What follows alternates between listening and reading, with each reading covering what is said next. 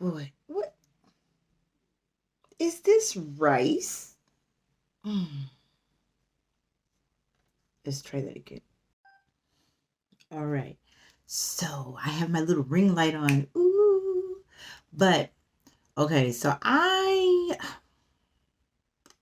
was working on a video where I was going to tell you guys about like the pay on K-12 and give you guys some insight. It's a short video.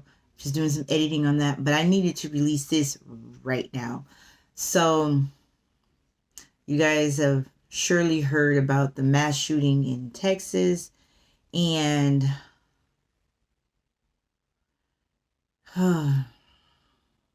you guys, my heart, it just pours. My heart pours and it pours. And, you know, God doesn't intend for us to live in fear. I don't live my life in fear. You know, I pray over us, pray over my children, I pray for you guys. I pray, I give thanks, and I just choose to live life in full abundance. And it's just heartbreaking that the world that we live in, that these incidences they're not unheard of. You know what I mean? It's just, and a lot of teachers, because of it's a lot of stuff, like the violence in schools. It's the treatment of teachers in schools. And then you got the safety. It's just like, it's the teacher safety. It's the student safety. It's just,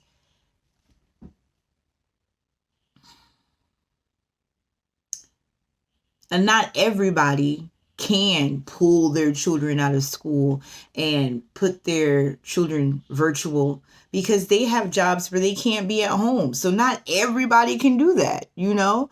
The world still needs to run in the way that the world still needs to run. We still need people working in these areas that are not at home, so that when we leave the house, we can go to these places, because these places need people too. So it's not as easy as, well, I'm just going to pull my kid virtual. There are people that don't have that option. You know, a doctor. We can't go to the doctor's home and get operated on.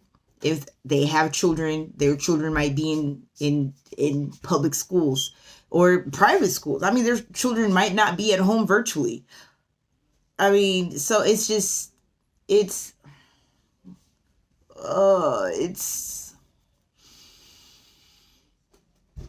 rough. And my heart, my prayers go to these parents, these families, these other children that are having to be a witness to these things, that are affected by people that have been lost to these instances. And so maybe some of you don't know what I'm talking about. I do know that there are people that view my channel that are not in the United States, or maybe you don't. My son wanted a root beer. We do store brand at this house. Take your root beer. That's his little treat, the little snack treat. So I do have the news article here. Well, the news footage here where it's been all over the news, but this one was the one that I was listening to. My children were the ones that told me about it. Mom, did you hear about what happened in Texas? And they brought it to my attention. I was like, what? Because I don't watch TV. I wait until I see it on my phone, like timeline. And I was actually working, because I'm a teacher. So I was working at the time. This happened during school time. And so I have the clip here for us to watch. And you guys,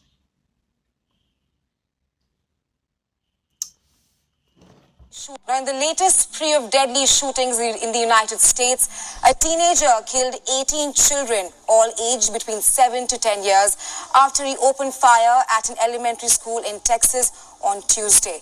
The attack occurred in the town of Uvalde, a small community about an hour from the Mexican border. Texas Governor Greg Abbott has said that the 18-year-old gunman was believed to have shot his grandmother before heading to Robb Elementary School around noontime. He further abandoned his vehicle and entered with a handgun, possible also a rifle. The shooter, whose name was revealed to be Salvador Ramos, was shot by law enforcement. 3 adults have also been killed, though it is unclear if this figure includes the shooter, whose motives for now are unknown. At 32 a.m. this morning, there was a mass casualty incident at Robb Elementary School in Uvalde, Texas. This school has children that are in 2nd, 3rd, and 4th grade. I can confirm right now that we have several injuries, adults and students, and we do have some deaths.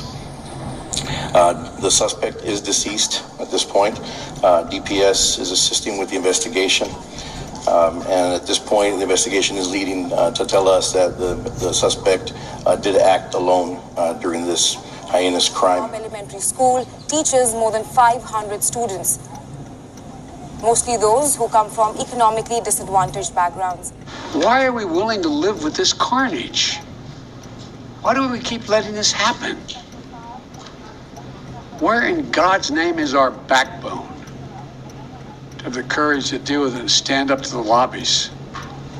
It's a time to turn this pain into action. For every parent, for every citizen in this country, we have to make it clear to every elected official in this country, it's time to act. Now, it was the deadliest school shooting incident since 2012, when 20 children and 6 staff were killed in Sandy Hook.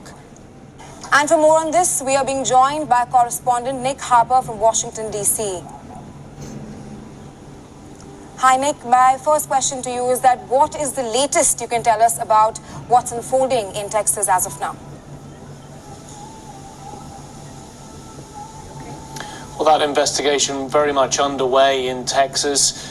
Authorities there trying to work out exactly what motivated that 18-year-old gunman to go to that elementary school just before lunchtime today and open fire on classrooms of children who were aged just 7, 8, 9 and 10 years old. It is completely unclear what may have motivated him, but we do know that he entered just before lunchtime today. He had a handgun, potentially also a rifle. We're told that he bought 2 assault weapons on his 18th birthday that happened in just the last few months. He was legally allowed to go and buy them, and he decided to buy them on his 18th birthday. And then, for whatever reason, he decided to target the school. Parents have been finding out during the course of the day exactly the extent of this carnage. So what I showed you guys, that was my reaction in the car. My children had me watching it, and I was like, you know what? I'm going to do a video on this. Now, I hope you guys stuck with me throughout, watching it and what I was talking about beforehand, because a teacher friend of mine, she shared with us that they have a free download. It has nothing to do with me. I don't get anything from it. It's not an affiliate site link or anything like that. It's a free download for, just talking to your children about these school shootings. And even some of you, even if you don't have children, a lot of you guys that watch my channel, you have children that you teach, children that maybe in your family, children that are in your life in some way, shape, or form. And this is a free download. So I suggest you download your free copy today. Get that downloaded. I don't know how long it's going to be free. I don't know how long it's going to even be available. But I definitely downloaded my copy. And so get your free download today. And if you're watching this video and this video is like old, later on down the way, and this link doesn't work, email me. Because I downloaded my copy and I'm going to save it, and I hope email me, And I hope that when you email me, I'm able to still pull it up and find it, and I will send it to you. Okay, because I did download my copy. Use that link and download it so you could talk about it with children in your life, with your own children, whatever children that, I mean, it's even good for adults, for just for us to read. It's worth it because this is a heavy topic, a really heavy topic that, I mean, when I was a kid, I wouldn't have never thought anything like this was possible. School was a safe place. Like, school was like, I'm going to school. Like, I was just excited to go to school. And it's numerous reasons people are coming to the virtual world. Just numerous reasons. I do have my children virtual. They are virtual. I teach virtually. But like I said, not everybody's able to do that. So, I mean, I can go on and on and on with this video with talking about just all the different aspects of this. But I want the one takeaway to be, you're not, because I know my sisters and stuff, they were just, oh my gosh. And I'm just like, you guys have to work. You're not lacking. You're not a bad parent. You're not, because you have to send your children to school. Don't live your life in fear. Don't live your life with the what ifs. Live your life day by day, not in fear, but in hope. Live your life day by day, not in the what ifs, but in the, just in the, in love. And doing our best and staying aware and communication. Because I read an article after I watched the news clipping, the news. After I watched it, I read an article and it went in more detail that days before this had happened, an associate, it wasn't really like a close friend of this 18-year-old that did all this. It was an associate, had said that, yeah, they showed me pictures. Like, we don't talk on a regular basis. We just play online, and we went to school together, but we weren't really close. We just, online gamers, and we keep in touch, and we probably communicate once a month or so. And they said that he had sent a picture days before, and with the picture of the guns. And this associate was like, what is that? What do you have that for? And that he was like, don't worry about it. Communication. I mean, these are like practically grown people. They're 18. So, I mean, grown kids. I still call them all babies. My baby, my firstborn is 21, about to be 22, and all her friends are my babies. So, I mean, these are grown babies, okay? And, I'm not saying they had to run to mommy and daddy, but communication, they gave a little insight that this kid was like the loner kid. They were teased a lot because of their financial status, their social status. They were teased a lot. So I don't know, somewhere there was some type of disconnect. The young man, it's alleged that he shot his grandma and then proceeded on to the school. I mean, and they still don't know a motive. They still haven't uncovered a motive behind it. So communication. I've heard a lot, and I'm guilty of saying it to my kids as well. Like, I'm not one of your friends. I'm your parent. And I say that when I see that or feel like that little twinge of disrespect. And I'm like, no, you're not going to talk to me like that. I'm not one of your friends. I'm one of your parents. One thing I will say is my kids do have, like, they come to me, they divulge information. They're telling me about their friends. They're just like, mom, this, mom. And they know I'm not going to be like, oh my gosh. And I got to go, so they confide in me. And so it's fortunate that I have that relationship with them where they're really comfortable with coming to me with these things. Even though I tell them I'm not one of their friends, they still confide in me and trust in me as if I was a friend. But I still want the respect as their parent. You see what I mean? And so nurture that relationship to where, look, you can talk to me as a friend. I can turn that switch on and be there for you and listen. Maybe if you don't even want advice, I tell them, if you don't even want advice, you just want me to listen. Lay it on me. Lay it on me. Have that relationship with your children. And maybe if they, suspect things, they, can be a whistleblower. They can kind of, hey, get in front of these things.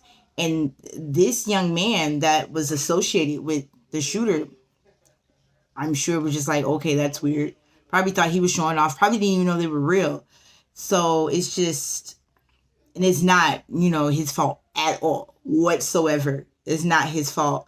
But it was just like, oh, this is so like not spur of the moment. It wasn't like, this is what I'm going to do and just grabbing them and going. It was like, this is something that this individual is pondering for some time and then wanted to get like a reaction from somebody without giving too much information about what they're thinking about doing. And it's just, you guys, download the little book thingy, download that and talk to the children in your life about this, okay? And I'm praying for you guys. And I just want you guys to remember, don't live your life in fear. Live it in a walk of faith, in a walk of hope, in a walk of newness. And that's all we can do. TTFN.